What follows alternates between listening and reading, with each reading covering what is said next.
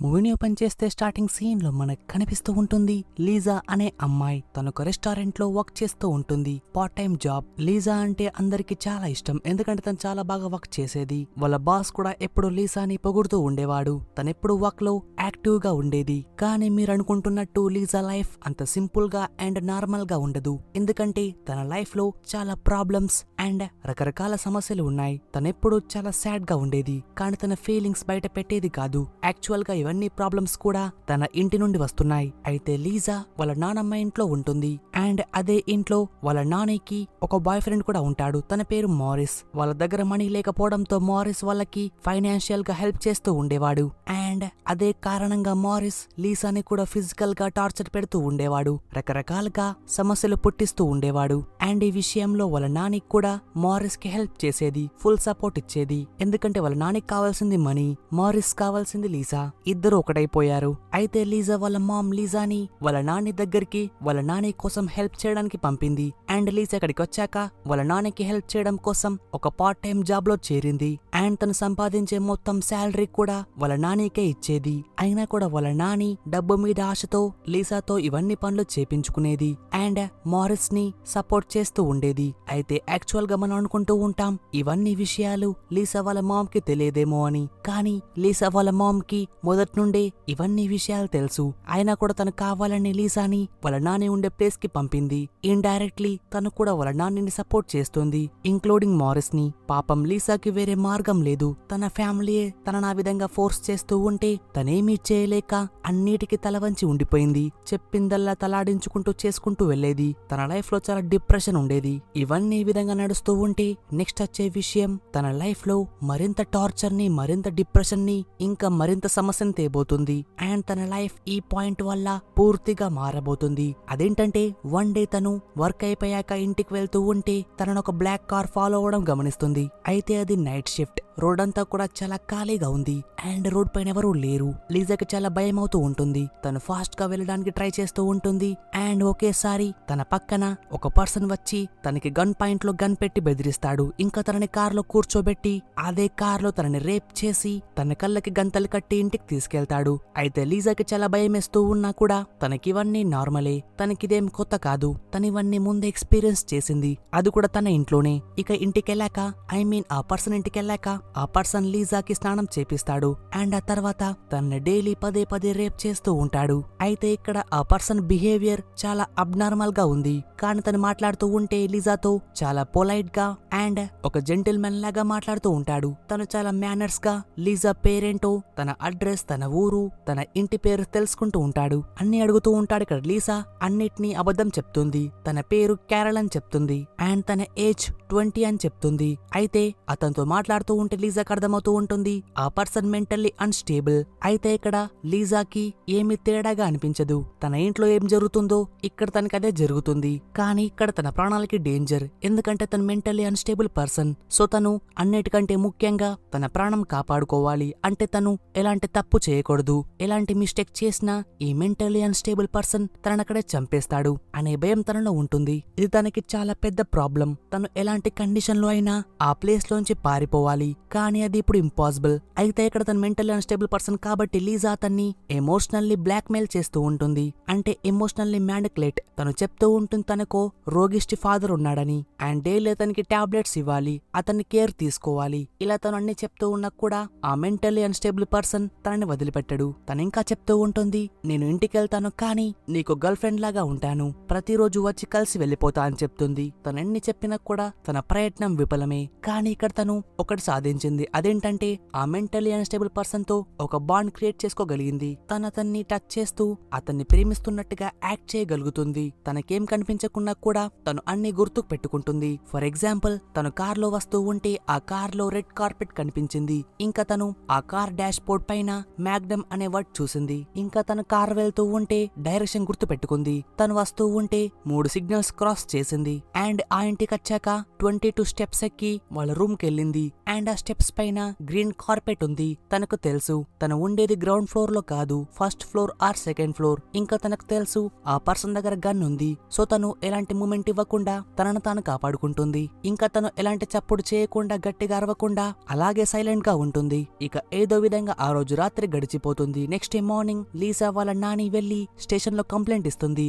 And news టీవీలో వస్తూ ఉంటుంది. ఈ న్యూస్ ని ఈ మెంటల్లీ అన్స్టేబుల్ పర్సన్ చూస్తూ ఉంటాడు. కానీ ఫార్చునేట్లీ తనకు ఆ విషయం తెలియదు. అదేంటంటే తను మైనర్ అని తన ఫోటోని న్యూస్ లో చూపియలేదు, ఏజ్ కూడా చెప్పలేదు. ఎందుకంటే ఆ పర్సన్ ముందే అడిగాడు. ఒకవేళ లీజా మైనర్ అయితే తను రేప్ చేయడు, తనని టార్చర్ పెట్టడు, తను చేసేదలా సింపుల్ గా డైరెక్ట్ గా చంపేస్తాడు. అంటే ఈ పర్సన్ మైనర్స్ ని రేప్ చేయడు, చంపేస్తాడు. అందుకే లీజా తెలివిగా తను మేజర్ అని చెప్పింది. ఇక ఇంకో సైడ్ పోలీసులు ఇన్వెస్టిగేషన్ స్టార్ట్ చేస్తారు. వాళ్ళ ముందుగా వాళ్ళ నాన్నని అండ్ వాళ్ళ మామ్ ని ఇన్వెస్టిగేట్ చేస్తారు. వాళ్ళ నాని అండ్ వాళ్ళ మామ్ డైరెక్ట్ గా చెప్తారు లీజా తన బాయ్ ఫ్రెండ్ తో పారిపోయిందేమో అని. ఎందుకంటే తను చిన్నప్పటి నుండి అదే విధంగా చేస్తూ ఉండేదని వాళ్ళ మామ్ అండ్ వాళ్ళ నాని చెప్తారు. అదే విషయం పోలీస్ కూడా నమ్మేస్తాడు. కానీ తను ఎప్పుడైతే రెస్టారెంట్ లో అండ్ తన చెల్లెని విచారించినప్పుడు తెలుస్తుంది లీజా అలాంటి అమ్మాయి కాదు, తను చాలా responsible and hard working child. ఆ రెస్టారెంట్ ఓనర్ కి తనెప్పుడు వేరే అబ్బాయితో కనిపించలేదు. తనెప్పుడు కూడా హార్డ్ వర్కింగ్ చేస్తూ ఉండేది అండ్ రెస్పాన్సిబుల్ గా ఉండేది,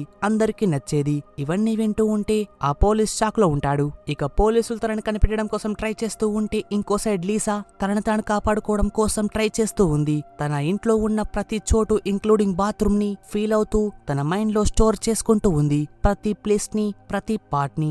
ఇంకా తను ఆ పర్సన్ ఫేస్ ని కూడా టచ్ చేసింది. అతను ఏ విధంగా ఉంటాడో ఇమాజిన్ చేసుకుంది తన మైండ్ లో. బాత్రూమ్ వెళ్ళాక ఆ పర్సన్ లీజా కంటిపైనున్న ముసుగు తీసేస్తాడు. ఇక తను ఆ బాత్రూమ్ మొత్తమంతా చూస్తుంది. ఇంకా ఆ బాత్రూమ్ లో తన ఫింగర్ ప్రింట్స్, తన వస్తువులన్నీ పడేస్తూ ఎవిడెన్స్ వేస్తూ ఉంటుంది. ఇంకా తను అదే బాత్రూమ్ లో పింక్ కలర్ షూస్ చూస్తుంది. ఇంకా తను బెడ్ కింద తన హెయిర్ పిన్ వదిలేస్తుంది. అండ్ అదే రూమ్ లో ఒక రెడ్ కలర్ లో ఫోన్ సెట్ ఉంది. నైట్ ఇద్దరు పడుకున్నాక లీజా మెల్లగా లేచి ఆ ఫోన్ యూస్ చేసి కాల్ చేయబోతూ ఉంటే ఆ పర్సన్ చూస్తాడు. నేచురల్లీ ఆ పర్సన్ చాలా వైలెంట్. కానీ లీజా ఏదో విధంగా అతన్ని కంట్రోల్ చేయగలుగుతుంది. తన వీక్ పాయింట్ పట్టుకుంది. తనకి చెప్తూ ఉంది, నేను కేవలం నా రోగిష్టి ఫాదర్ కి కాల్ చేస్తున్నా, బాగా ఉన్నాడో లేదో తెలుసుకుంటున్నా, అంతకు మించి ఎవరికి చేయట్లేదని చెప్తుంది. ఈ విషయం అతను కూడా నమ్మేస్తాడు. ఇంకా అతనితో మాట్లాడుతూ, నువ్వు మంచివాడివి, కైండ్ హార్టెడ్, స్వీట్ హార్టెడ్, అన్నిటిని అర్థం చేసుకుంటావు, ఇలా అతన్ని పొగుడుతూ ఉంటే అతను సైలెంట్ గా ఒక చిన్న పిల్లాడిలాగా అన్నిటిని వింటూ ఉంటాడు, అన్నిటిని ఎంజాయ్ చేస్తూ ఉంటాడు, ఒక చిన్న పిల్లాడిలాగే. ఇక మెల్లమెల్లగా లీజా అతని ట్రస్ట్ ని పొందుతూ ఉంటుంది. అతనికి నమ్మకం కలిగిస్తుంది. తనెక్కడికి వెళ్ళట్లేదు, తనక్కడే ఉంటుంది. తను కేవలం ఒకే ఒక్కసారి వాళ్ళ ఫాదర్ కి కాల్ చేయాలి అంతే అని. అతను కూడా తన మాటలు నమ్ముతూ ఉంటాడు అండ్ తనకు స్పేస్ ఇస్తూ ఉంటాడు. ఇలాంటి కండిషన్ లో లీజాకి కేవలం తన చెల్లె గుర్తుకు వస్తూ ఉంటుంది. తను చిన్నప్పుడు చెప్పింది, ఎలాంటి కండిషన్ లో అయినా గివప్ చేయకూడదు, ఎప్పటికీ పోరాడుతూనే ఉండాలి అని. తను అదే మాట మీద గివప్ చేయలేదు. తన మోటివ్ క్రియేట్ చేసుకుంది. ఇక టైం గడుస్తూ ఉంటే దాదాపుగా 48 అవర్స్ గడిచింది. అండ్ ఆ పర్సన్ లీజా పైన పూర్తిగా నమ్మాడు. అతను లీజా బిహేవియర్ లో చాలా చేంజెస్ గమనించి పూర్తిగా ఇంప్రెస్ అయ్యాడు. ఎంతగా అంటే తనను వదిలిపెట్టే అంతగా. అయితే ఇదే కండిషన్ లో టీవీలో న్యూస్ వస్తూ ఉంటుంది ఒక సీరియల్ కిల్లర్ గురించి. అతను 6 నెలల్లో చాలా మంది అమ్మాయిల్ని పట్టుకొని కిడ్నాప్ చేసి రేప్ చేసి చంపేశాడు. ఇతను అనుకుంటూ ఉంటాడు, ఇదే కరెక్ట్ టైం, ఈ టైంలో లీజాని వదిలిపెడితే ఎవరికి డౌట్ రాదు. అందుకే అతను లీజాని కారులోకి ఎక్కించి ఒక గార్డెన్ లో వదిలిపెడదాం అనుకుంటాడు. అండ్ అక్కడ వదిలిపెట్టాక చెప్తూ ఉంటాడు, ఒకవేళ పోలీసులు నీ గురించి గనుక అడిగితే నన్ను సీరియల్ కిల్లర్ కిడ్నాప్ చేశాడు అని చెప్పమని చెప్తాడు. అండ్ వెళ్ళిపోతాడు. ఇక తను ఆఫ్టర్ 50 అవర్స్ సక్సెస్ఫుల్ గా తప్పించుకుంది. అండ్ తను ఇంటికెళ్ళగానే వాళ్ళ నాని అండ్ తన బాయ్ ఫ్రెండ్ ఉంటాడు. తనంతా చెప్పేస్తుంది, తనని కిడ్నాప్ చేశారు, ఈ విధంగా రేప్ చేశారు అండ్ అంతా చెప్తూ ఉన్నా కూడా వాళ్ళ నాని ఏమాత్రం నమ్మదు, ఇంక్లూడింగ్ వాళ్ళ బాయ్ ఫ్రెండ్. ఇంకా నాని వాళ్ళ బాయ్ ఫ్రెండ్ తనని కొట్టడం కోసం ముందుకు వెళ్తూ ఉంటాడు. ఎందుకంటే తను చెప్పేది అబద్ధం అని చెప్పి. ఇంకా నాని పోలీస్ కి కాల్ చేసి చెప్తుంది, లీజా ఇంటికి వచ్చింది, మీరు ఇన్వెస్టిగేషన్ ఆపేయమని. అప్పటికే ఆ పోలీసులు ఇంకో కేసులో బిజీగా ఉన్నారు. అదేంటంటే ఆ సీరియల్ కిల్లర్ కేస్. అయినా కూడా ఇన్స్పెక్టర్ లూఫేస్ తనతో మాట్లాడాలని చెప్తాడు. ఇక నెక్స్ట్ డే మార్నింగ్ లీజాని లూఫేస్ కలుస్తాడు అండ్ అడుగుతూ ఉంటాడు. తనన్నిటినీ క్లియర్ గా చెప్పేస్తుంది, ఇంక్లూడింగ్ ఇంక్లూడింగ్ ప్రతి చిన్న విషయం కూడా. కానీ తన మాటలెవరూ పట్టించుకోరు, ఎవరు నమ్మరు. వాళ్ళనుకుంటూ ఉంటారు ఇదొక ఫేక్ స్టోరీ అని. తను ఎన్నిసార్లు అడిగినా కూడా తను అదే విషయం చెప్తూ ఉంటుంది. కానీ వాళ్ళు చెప్తూ ఉంటారు, ఒకవేళ నిన్ను రేప్ చేస్తే నువ్వెందుకు అరవలేదు, నీ బాడీ పైన ఎలాంటి మార్క్ ఎందుకు లేదు, ఇంకా నిన్ను నువ్వు ఓడిపించుకోవడం కోసం ట్రై ఎందుకు చేయలేదు. దానికి లీజా చెప్తూ ఉంటుంది, అతనొక మెంటల్లీ అన్స్టేబుల్ పర్సన్ కాబట్టి ఈ విధంగా చేస్తే అతనికి నా పైన కోపం కలుగుతుంది, ఇంకా నన్ను చంపేసే అవకాశం కూడా ఉంది. నా మెయిన్ థీమ్ ఏంటంటే అక్కడ నుండి సేఫ్ గా బయటపడాలి, అందుకే నేను ఆ విధంగా చేయలేదని చెప్తుంది. కానీ తన మాటలు వింటూ ఉంటే ఎవరూ నమ్మరు, అంతా ఫేక్ అనుకుంటారు. కొంతమంది లేడీ ఆఫీసర్స్ చెప్తూ ఉంటారు తన స్టోరీని సినిమాలోంచి కాపీ కొట్టిందని. ఎందుకంటే ఆ ఆఫీసర్స్ కి ప్రాబ్లం ఏంటంటే లీసాకి అన్ని విషయాలు ఏ విధంగా గుర్తున్నాయని, తను ఖచ్చితంగా అబద్ధమే చెప్తుంది అని వాళ్ళు నమ్ముతూ ఉంటారు. ఇంకా వాళ్ళకి ఆ విషయాల్లో టైం లేదు, ఎందుకంటే వాళ్ళు సీరియల్ కిల్లర్ కేసులో చాలా బిజీగా ఉన్నారు.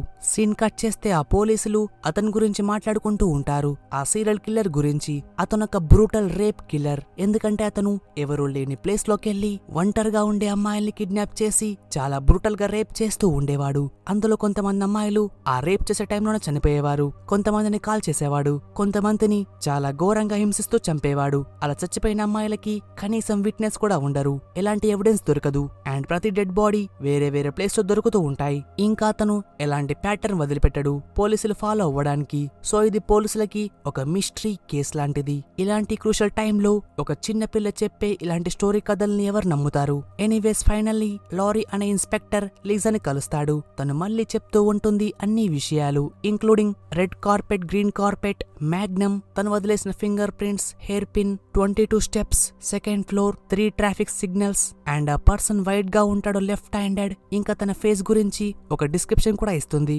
లీజా ఇంకా చెప్తూ ఉంటుంది ఆ ఇంట్లో ఒక వాటర్ బెడ్ కూడా ఉంది. ఇవన్నీ వింటూ ఉంటే లారీకి అర్థమవుతూ ఉంటుంది తను చెప్పేది అబద్ధం కాదు అని. ఇక అందుకే ఇన్స్పెక్టర్ తన పైన హిప్నాసిస్ ట్రై చేద్దామని చెప్తాడు. తను ఇంటికెళ్ళాక హిప్నాసిస్ కోసం కాల్ చేయగానే ఆ కాల్ ని మారిస్ లిఫ్ట్ చేస్తాడు. అది కూడా లీజా ఫాదర్ ప్లేస్ లో. అతను సింపుల్ గా చెప్తాడు మాకి హిప్నాసిస్ వద్దు అని. అతనితో మాట్లాడుతూ ఉంటే లారీ కనిపిస్తూ ఉంటుంది ఒక ఫాదర్ తన కూతురు పైన ఇంత కేర్లెస్ గా ఉంటాడా అని. సో తనకి డౌట్ వచ్చి తనతో డైరెక్ట్ గా మాట్లాడతాడు. ఇప్పుడు తనకు అర్థమవుతూ ఉంటుంది ఇన్ని డేస్ పాటు లీజాకి తన ఇంట్లో ఏ విధంగా అత్యాచారం జరుగుతూ వస్తుందో.